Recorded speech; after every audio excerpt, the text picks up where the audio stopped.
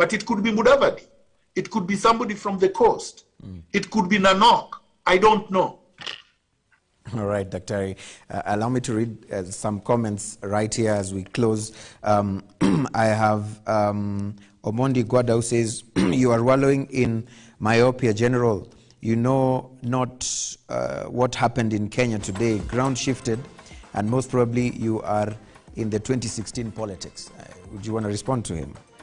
I can't dignify that with a response.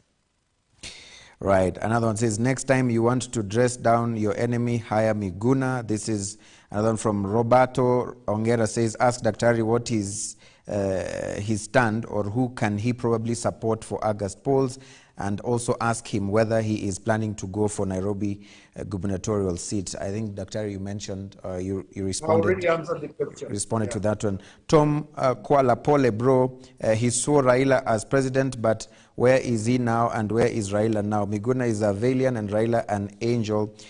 Trust Raila at your own risk. Miguna now a devil despite the risk he on behalf of Raila took.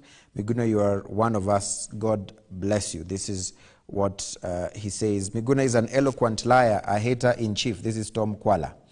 Another one from Wende Mashare says, Miguna is a very sober man. God will bless him one day. Those torturing him will be put to shame.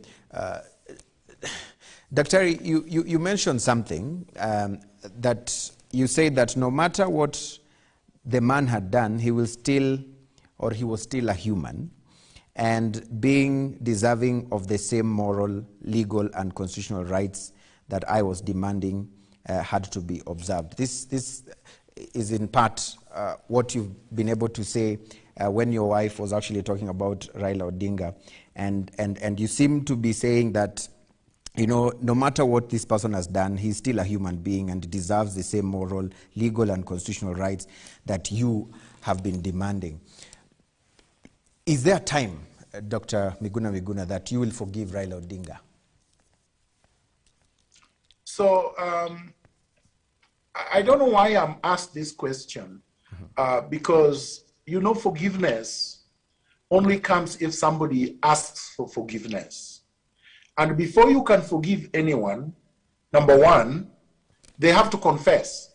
They have to admit and acknowledge that they did a wrong. They must seek forgiveness, and they must fully account for it. Now, maybe even without getting justice, after they have done all of that, you can forgive.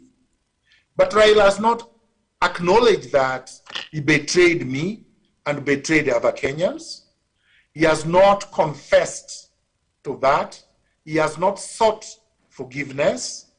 And there has been no justice or accountability for the betrayal. Therefore, there is no need for forgiveness. If you forgive without those steps being taken, that's not forgiveness. That's surrender, which is exactly what Raila did. And you can tell where it got us. You see, Raila surrendered without demanding accountability for Msando and other people's deaths in the hand of Uhuru Kenyatta. Raila surrendered without asking for electoral justice, without asking for the IEBC servers to be opened, without asking for the reform or transformation or overhauling of the IEBC. The same people that stole elections at the IEBC are still in power. In fact, more powerful than they were in 2017. Chiloba, Chebukati, the guy who just got appointed CEO, they were all in IEBC. How are you going to have electoral justice? None of the people that stole elections, including the ones confessing now, you know, Sabina Chege, Moses Kuria, they're all confessing.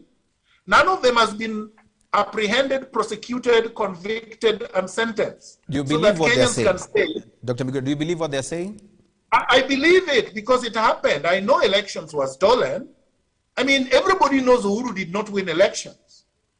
You have to have lived in mass to believe that Uhuru got 78% of Kenyan voters. Where were the voters? You saw what Alice Wahome did to the returning officer in Murang'a. Literally assaulted the man. Has she been charged? So this, and they were doing it for Uhuru Kenyatta. We know